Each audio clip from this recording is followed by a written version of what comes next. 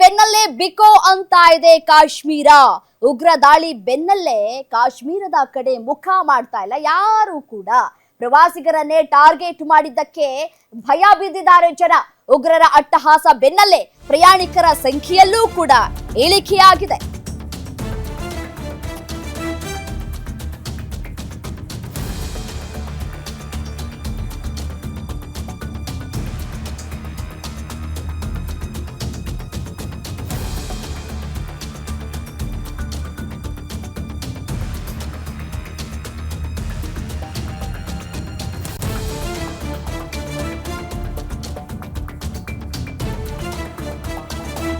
ಉಗ್ರರ ಅಟ್ಟಹಾಸ ಬೆನ್ನಲ್ಲೇ ಪ್ರಯಾಣಿಕರ ಸಂಖ್ಯೆಯಲ್ಲೂ ಕೂಡ ಇಳಿಕೆಯಾಗಿದೆ. ಟ್ರಾವೆಲ್ಸ್ ಕಂಪನಿಗಳ ಬಳಿ ಬುಕಿಂಗ್ ಅನ್ನ ಕ್ಯಾನ್ಸಲ್ ಮಾಡ್ಕೊಳ್ತಾ ಇದ್ದಾರೆ ಜನ.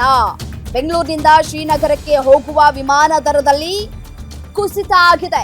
ಈ ಹಿಂದೆ ಕಾಶ್ಮೀರಕ್ಕೆ ತುರ್ತಾಗಿ ತೆರಳಬೇಕು ಅಂತಂದ್ರೆ 30,000 ರಿಂದ 40,000 ಖರ್ಚು ಮಾಡ್ಕೊಂಡು ಹೋಗ್ಬೇಕಾಗಿತ್ತು. ಈ ಕಾಶ್ಮೀರಕ್ಕೆ ಹೋಗೋದಕ್ಕೆ ಜಸ್ಟ್ 8,000 ರಿಂದ 9,000 ಮಾತ್ರ. ಟಿಕೆಟ್ ದರ ಕಡಿಮೆಯಾದ್ರೂ ಬೇಡಪ್ಪ ಬೇಡ ಆ ಕಾಶ್ಮೀರ ಸಹವಾಸ ಅಂತ ಹೇಳಿ ಜನ ಭಯಭೀತರಾಗಿದ್ದಾರೆ. ಎಂತ ಕಾಶ್ಮೀರ, ಎಂತ ಜಮ್ಮು ಕಾಶ್ಮೀರ, ಅಲ್ಲಿನ ಪ್ರಕೃತಿ ಸೌಂದರ್ಯವನ್ನ ಸವಿಬೇಕು ಅಂತಂದ್ರೆ ನಿಜಕ್ಕೂ ಪುಣ್ಯ ಮಾಡಿರ್ಬೇಕು ಅಂತ ಎಲ್ಲ ಹೇಳಿ ಜನ ಇಲ್ಲಿಂದ ಅಲ್ಲಿಗೆ ಪ್ರವಾಸವನ್ನ ಕೈಗೊಳ್ತಾ ಇದ್ರು. ಇಲ್ಲಿಂದ ಅಲ್ಲಿಗೆ ಹೋಗಿ ಬರೋದಕ್ಕೆ ಒಬ್ಬರಿಂದ 60,000 ಖರ್ಚಾಗ್ತಾ ಇತ್ತು. ಅದು ಟಿಕೆಟ್ ದರದಲ್ಲೂ ಕೂಡ ಖರ್ಚಾಗ್ತಾ ಇತ್ತು. ಇನ್ನು ಅಲ್ಲಿ ಉಳ್ಕೊಳ್ಬೇಕು ಅಂತಂದ್ರೆ, ಅಲ್ಲಿನ ಪ್ರದೇಶಗಳನ್ನ ವೀಕ್ಷಣೆ ಮಾಡ್ಬೇಕು ಅಂತಂದ್ರೆ, ಅಲ್ಲಿನ ಕಾರ್ನ ಬಳಕೆ ಮಾಡ್ಬೇಕು ಅಂತಂದ್ರೆ ಲಕ್ಷಾಂತರ ರೂಪಾಯಿ ಖರ್ಚಾಗ್ತಾ ಇತ್ತು. ಸೊ ಈಗ ಅದೆಲ್ಲದಕ್ಕೂ ಕೂಡ ಬ್ರೇಕ್ ಬಿದ್ದಿದೆ. ಅವ್ರು ಮಾಡಿದ್ದನ್ನ ಮಾರಾಯ ಅನ್ನುವಂತಹ ಪರಿಸ್ಥಿತಿ ನಿರ್ಮಾಣ ಆಗಿದೆ. ಯಾಕೆ ನಾನು ಈ ಮಾತು ಹೇಳ್ತಾ ಇದ್ದೀನಿ ಅಂತಂದ್ರೆ, ಜಮ್ಮು ಕಾಶ್ಮೀರದ ಜನತೆ ಇದ್ದಾರಲ್ಲ, ಅವರು ಉಗ್ರರಿಗೂ ಕೂಡ ಕುಮ್ಮಕ್ಕನ್ನ ಕೊಡ್ತಾ ಇದ್ದಾರೆ ಅನ್ನೋದು ಗೊತ್ತಾಗ್ತಾ ಇದೆ. ಜಮ್ಮು ಕಾಶ್ಮೀರವನ್ನ ಯಾವ ರೀತಿಯಾಗಿ ಡೆವಲಪ್ಮೆಂಟ್ ಮಾಡ್ತು ಕೇಂದ್ರ ಸರ್ಕಾರ, ಚುನಾಯಿತ ಸರ್ಕಾರವನ್ನಾಗಿ ಮಾಡ್ತು ಕಾಶ್ಮೀರವನ್ನ, ಮತ್ತೆ ಅಲ್ಲಿ ಭದ್ರತೆಯನ್ನ ಹೆಚ್ಚು ಮಾಡ್ತಾ ಹೋಗ್ತು. ಬಟ್ ಆದ್ರೆ ಪಹಲ್ಗಾಮ್ನಲ್ಲಿ ಆದಂತಹ ಆ ಒಂದು ದುರಂತದಿಂದಾಗಿ ಇದೇ ತಿಂಗಳು 22 ಆಯ್ತಲ್ಲ, ಆ ದಿನ ಆ ಘಟನೆಗೆ ಇಡೀ ಭಾರತೀಯರು ಬೆಚ್ಚಿ ಬಿದ್ದಿದ್ದಾರೆ. ಪ್ರವಾಸಿಗರನ್ನ ಟಾರ್ಗೆಟ್ ಮಾಡಿದ್ದಕ್ಕಾಗಿ. ಇನ್ನು ನಾವು ಇಲ್ಲಿಂದ ಬೆಂಗಳೂರಿನಿಂದ ನಾವು ಕಾಶ್ಮೀರಕ್ಕೆ ಹೋಗ್ಬೇಕು ಅಂತಂದ್ರೆ ಈ ಹಿಂದೆ 30,000 ರಿಂದ 40,000 ಖರ್ಚಾಗ್ತಾ ಇತ್ತು. ಫ್ಲೈಟ್ ಟಿಕೆಟ್ ದರ ಅಷ್ಟಿತ್ತು. ಬಟ್ ಆದ್ರೆ ಈಗ ಕಾಶ್ಮೀರ ಸಹವಾಸ ಬೇಡ ಅಂತ ಹೇಳಿ ಜನ ಡಿಸೈಡ್ ಮಾಡಿದ್ದಾರೆ.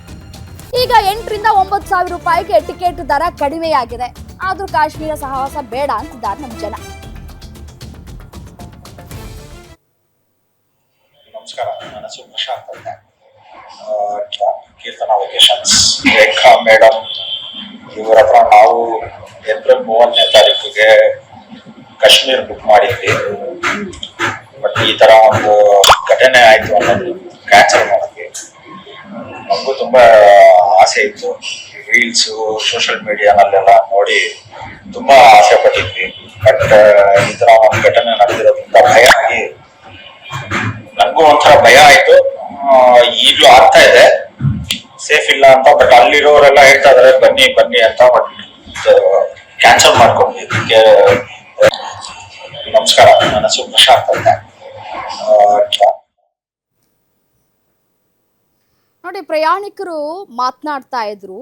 ಅವ್ರು ಹೇಳ್ತಾ ಇದ್ರು, ಇದೇ ತಿಂಗಳು 30ನೇ ತಾರೀಕು ನಾವು ಕಾಶ್ಮೀರಕ್ಕೆ ಭೇಟಿ ಕೊಡಬೇಕಾಗಿತ್ತು. ಬಟ್ ಆದ್ರೆ ಇದೇ ತಿಂಗಳು 22ನೇ ತಾರೀಕು ಆಯ್ತಲ್ಲ, ಆ ಒಂದು ಘಟನೆಯಿಂದ ನಿಜಕ್ಕೂ ನಾವೆಲ್ಲರೂ ಕೂಡ ಭಯಭೀತರಾಗಿದ್ದೀವಿ. ಈಗಲೂ ಕೂಡ ನಮಗೆ ಭಯ ಆಗ್ತಾ ಇದೆ ಅನ್ನುವಂತಹ ಮಾತುಗಳನ್ನಾಡ್ತಾ ಇದ್ದಾರೆ. ಯಾಕಂತಂದ್ರೆ ಅಲ್ಲಿ ಸೇಫ್ಟಿ ಇಲ್ಲ.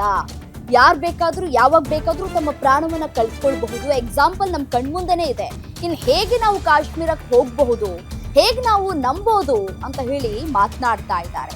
ಸೊ ಹಾಗಾಗಿ ಇದೀಗ ಕಾಶ್ಮೀರಕ್ಕೆ ಹೋಗೋದಕ್ಕೆ ಪ್ರತಿಯೊಬ್ಬರು ಕೂಡ ಹಿಂದೇಟನ್ನ ಹಾಕ್ತಾ ಇದ್ದಾರೆ. ಡೀಟೇಲ್ಸ್ ಕೊಡ್ತಾರೆ ನನ್ನ ಕಲೀಗ ಶಮಿ ಶೆಟ್ಟಿ. ಫೋನು ಸಂಪರ್ಕದಲ್ಲಿದ್ದಾರೆ. ಎಸ್, ಶಮಿ, ಪಹಲ್ಗಾಮ್ನಲ್ಲಿ ನಡೆದಂತಹ ಆ ಒಂದು ಉಗ್ರರ ದಾಳಿಯಿಂದಾಗಿ ಇದೀಗ ಪ್ರಯಾಣಿಕರ ಸಂಖ್ಯೆಯಲ್ಲೂ ಕೂಡ ಕಡಿಮೆ ಆಗಿದೆ. ಸದ್ಯಕ್ಕೆ ಈ ಫ್ಲೈಟ್ ಟಿಕೆಟ್ನ ದರ ಎಷ್ಟಿದೆ, ಪ್ರಯಾಣಿಕರು ಏನ್ ಹೇಳ್ತಾ ಇದ್ದಾರೆ ಅಂತ ಡೀಟೇಲ್ಸ್ ಕೊಡ್ತಾ ಹೋಗೋದಾದ್ರೆ.